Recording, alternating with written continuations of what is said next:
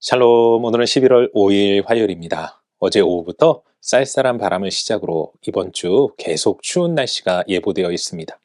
갑자기 추워진 날씨 속에 감기 조심하시고 개인 건강에 유의하시기 바랍니다. 오늘 우리가 함께 읽을 말씀은 사도행전 9장에서 10장까지입니다. 오늘 말씀은 사울의 회심 사건으로 시작합니다.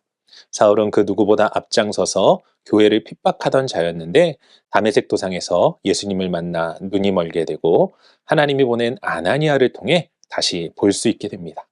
이후 사울은 세례를 받고 하나님이 주신 사명에 따라 즉시로 각 회당으로 다니며 예수님을 전파하지만 누구에게도 인정받지 못하고 오히려 죽음의 위협으로 몸을 피하게 됩니다. 이후 베드로의 사역이 기록되는데 베드로는 하나님의 명령을 받고 이방인인 이달리아 부대의 백부장 고넬료 가정으로 가서 설교를 하게 되고 성령의 임재를 경험한 이후 그들에게 세례를 베풀게 됩니다.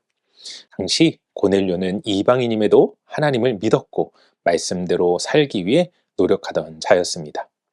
오늘은 이러한 말씀 가운데 사도행전 10장 19절에서 20절 말씀을 묵상해 보도록 하겠습니다. 사도행전 10장 19절에서 20절 함께 읽겠습니다. 베드로가 그 환상에 대하여 생각할 때에 성령께서 그에게 말씀하시되 두 사람이 너를 찾으니 일어나 내려가 의심하지 말고 함께 가라. 내가 그들을 보내었느니라 하시니. 아멘. 오늘 우리가 통독할 말씀을 보면 다른 듯 하면서 비슷한 사건이 기록된 것을 보게 됩니다. 먼저는 사울의 회심이고 다음은 고넬료 가정에 임한 성령의 임재 사건입니다. 여기서 다른 듯 하면서 비슷하다는 것은 이 일을 위해 하나님께서는 누군가를 사용하셨다는 것입니다. 먼저는 사울의 회심을 위하여 아나니아라는 제자를 사용하셨고 고넬료를 위해서는 베드로를 사용하셨지요. 그런데 이때 둘의 반응이 매우 비슷했습니다. 먼저 아나니아는 사울에 대한 소문을 들었기에 그를 만나는 것에 대한 두려움이 있었습니다. 그리고 베드로는 유대인이기에 이방인을 만나고 그들과 함께하는 것을 율법적으로 원하지 않았죠. 하지만 둘은 모두 성령의 명령에 따라 순종하는 모습을 보여줍니다. 그리고 그 순종을 통해 그들은 모두 하나님의 인도하심과 역사하심을 보게 되었습니다. 아나니아는 사울의 회심에 직접적인 도움을 주며 한 사람의 완전한 변화를 목격한 사람이 되었고 베드로는 이방인에게 임한 성령을 보며 하나님의 뜻을 깨닫게 되었죠.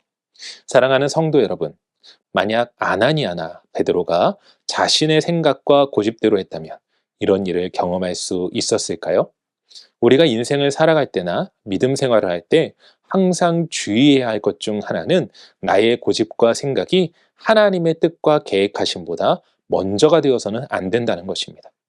그렇게 오늘도 우리에게 주어진 삶의 자리에서 그리고 신앙의 자리에서 내 생각이 앞서는 것이 아니라 하나님의 뜻에 순종하는 삶을 살아가므로 우리 모두가 하나님의 일하심을 직접 경험하는 은혜의 삶을 살아가시는 모두가 되시길 주님의 이름으로 간절히 축원합니다. 기도하겠습니다.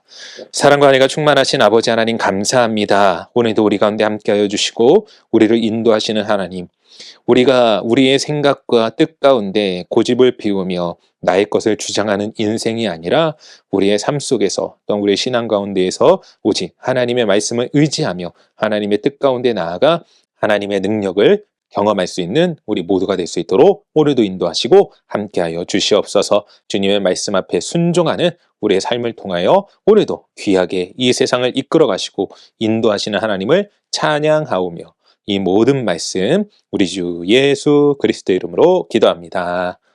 아멘.